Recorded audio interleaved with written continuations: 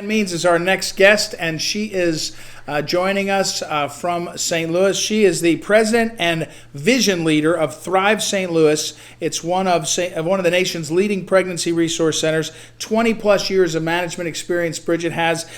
She is a dynamic leader. Her organization not only serves women, serves the community, but also I think changes people's feeling and understanding of these issues. And so it's a great pleasure to welcome her. Bridget, how are you tonight?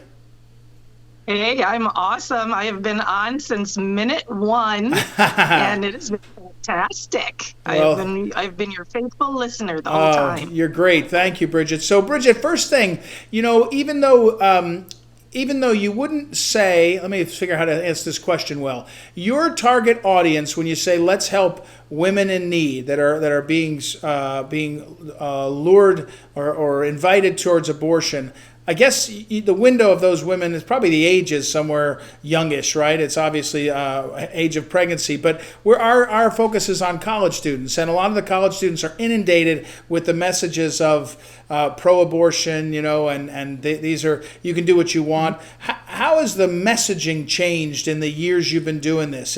Are people more optimistic and therefore more open? Is it more difficult to cut through? What's your sense of how people are responding to your message?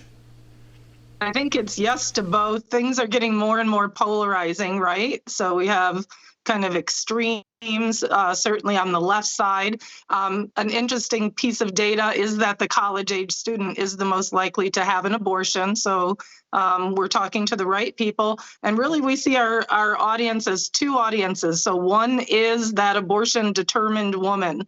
One of the things that we have made our mark in is being able to actually reach the woman who is on her way for an abortion.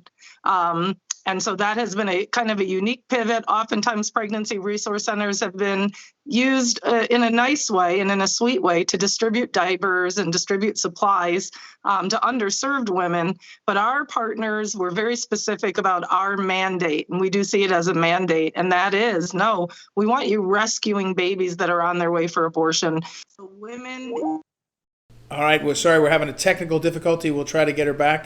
Bridget VanMeans, it just went away for a second. Don't be alarmed. We'll see what happens. That's our first one of the night. That's interesting. We didn't have that. Let me go through some of the questions I got from folks. And actually, Bridget started to address that. We had one of our viewers who said, "If I have a pregnant friend considering abortion, how is the best way to help?" Again, you started to hear Bridget VanMeans. The difference maker in the pro-life movement now, and one of the reasons Bridget is such a good guest, is that the Thrive St. Louis effort and others across the country are saying not just as Bridget said, let's give help. Sort of in the old-fashioned way, aid and comfort and things, but how do we message and try to approach people that are in a tough spot? And in the tradition, for those of you the students that are out there, and so many of our young people are more pro-life, they're more, the studies have shown that probably it's an indication of the technology and science makes it so more young people are pro-life.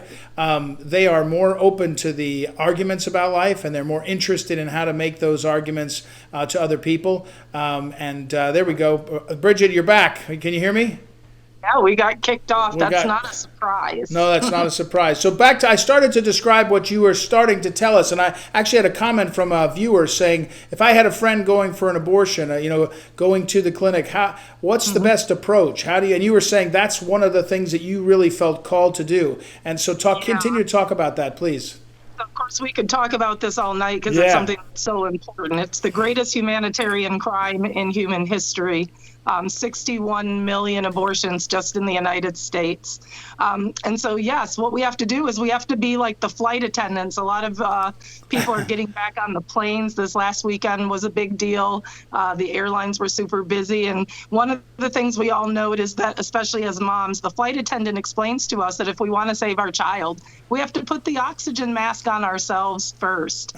So one of the very first things that we have to learn is that even though we're very focused on the baby, and that story touched my heart earlier tonight too, about the little baby that was a preemie and was gasping for her life, and her dad helped her. Of course, we want to save that baby, but in order to save that baby, we have to put the woman first. We have to get the oxygen mask on her. So I'm going to put a challenge out, because we have these young people that are future thought leaders, future influencers. They're actually thought leaders and influencers right now. I want to put out the concept of being pro-woman. The Republican Party is without question the pro-woman party, and being pro-life in its essence is actually being pro-woman. So right away, you can start changing the conversation, and you begin to change the dynamic when you take the focus off the baby and put the focus on the mom. Wow. She's frightened. Her world is closing in on her. She has goals. She has a dream. She has a vision. Sometimes she's just trying to survive. She perceives this baby as a threat to her very livelihood. And so if we keep putting that focus on the baby, we actually distance ourselves. We actually take ourselves out of position to help her. So first and foremost, tonight, I'm going to ask that this generation that we're talking to today would make that pivot in talking points. You used the talking point of the yes, we can earlier. Right. Words, we need to start pivoting from a pro-life culture to really a pro-woman culture, because by doing that, being pro-woman means inherently that you're going to be pro-life. Abortion hurts women. It is not the best choice. It is not the right choice. And right away, it begins to change the conversation. So first and foremost, the person who asked that question, talk to that woman and make sure that she understands that she is valuable, that her life and her future are valuable, and it's not just about the baby. And so we call that a pro-woman, life-affirming technique and method. And it's very, very effective, even with some of the most abortion-determined women who have their appointment set and are going to the abortion clinic even that next day. We're talking with Bridget VanMeans. She is the president and vision leader of Thrive St. Louis, one of our nation's leading pregnancy resource centers. Missouri became one of the first, if not the first, abortion facility-free state.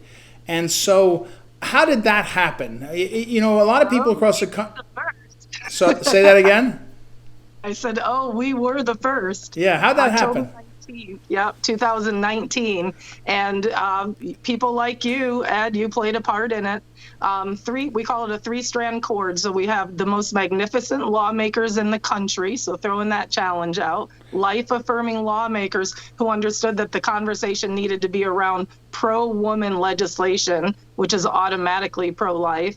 Wonderful frontline workers, and then amazing philanthropists that were willing to invest in strategy. My shirt says vote life.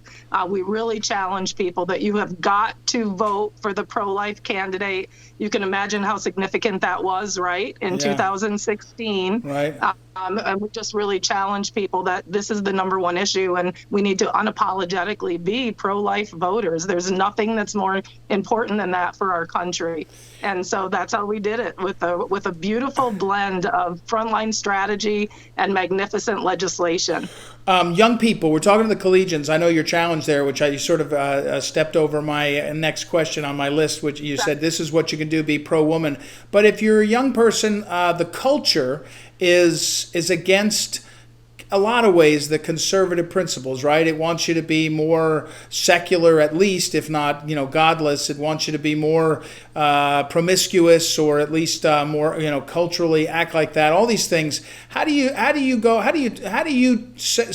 say to 18 to 22-year-olds, college students, about how they should embrace this, how they should make it cool for them, how they should find the communities that will encourage them? That's a challenge, I know, that is sort of constant, and it's right on the edges of the vulnerable women, because they come from the same groups, right? They're coming in and out of that thing. So, in fact, a startling statistic: if Christians would actually stop having abortions, Planned Parenthood's numbers would plummet by over 50%, closer to 60%. Wow. And according to the models that we've run, they'd be out of business within 3 to 6 months. So we know that we're absolutely all mingled. I'm not gonna pull any punches. We need to pray for courage every day, because the single most important thing that we have to be willing to do is speak the truth in love in this cancel culture. And I believe that that's actually very much easier said than done, especially with social media that can get so savage and so vicious. And then the other thing is, point them to your local crisis pregnancy center. We are the specialists and others like us. Help them get those medical services by women who are experienced and are very, very advanced at talking to women in this crisis situation. But let's make no bones about it. The nature of this very country is hanging in the balance. The idea of the country that was envisioned by the framers and then fought for and died for by men like my great-great-grandfather who fought in the Civil War is hanging in the balance. And it's going to take courage, and it's going to take the young people. There's never been any radical revolution or culture change until the young people became engaged, and that includes abolition. It was really the young people. You guys always kick it into gear. So we kind of the ideas, and we kind of begin it, but you guys always finish the job. And so pray for courage and know that God is on your side, and make sure that you are putting the focus on the woman. If you put the focus on the baby first, it immediately shuts down that conversation. So I don't think there's anything more important right now than speaking the truth in love over and over and over again. Truth resonates, Ed, right? Yep, Truth resonates.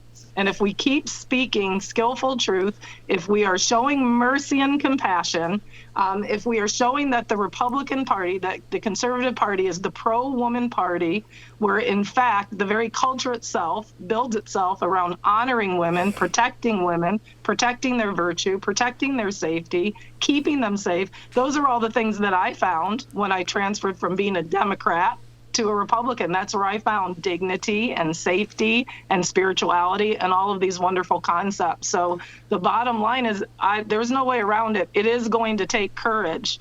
But what's at stake is the entire future of the country. And we both know that where the country goes, the whole world goes, right? Yep. And then the last thing I want to say to you young people, you've been placed, whether you know it or not, you've been placed on the human timeline for this exact moment. You could have been born at any other time. God has entrusted you with this critical time in human history where the future hangs in the balance, and you are here to make a difference. He's entrusting the future of the country to you. So we are counting on you. You're so much smarter than us. You're so Wait a second. You understand social media, your social justice. And so we're really counting on you to come in behind us and carry this country into the bright future that our framers always had intended. Perfect, Bridget. Thank you. Thanks for taking the time, Bridget. We are so grateful for you and Thrive St. Louis and all that you do. And that message is a perfect one for these college students. So I can't wait for next year where we get out of this virtual and we see you again here with Collegians. We'll look forward to it, and so will the college students. So thanks so much, Bridget. We appreciate Bridget VanMeans. God bless you and your work. Keep the faith. Okay, thank you. We'll take a quick break. Come back, General.